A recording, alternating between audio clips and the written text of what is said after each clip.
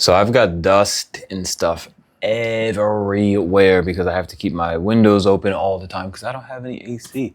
As you can tell, look, if I had AC, he wouldn't be doing that.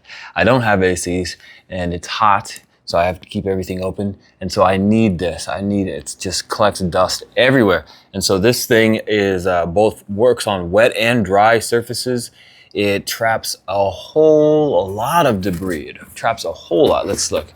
Let's see. So you guys can see this. This thing literally just looks like it traps debris. This thing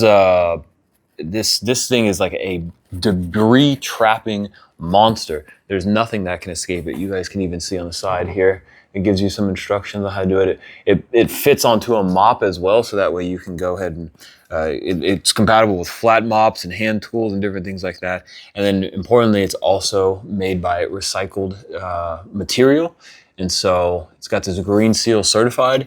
And like I said, if you just look at this thing, it absolutely is absolutely amazing. I use it all of the time because of my computer. Collects dust, so you just wipe down the computer, wipe down the table, collects all the dust, wipe down the hardwood floors that I have, it collects all the dust and debris. Use it in the bathroom to collect all the little hairs and different things like that.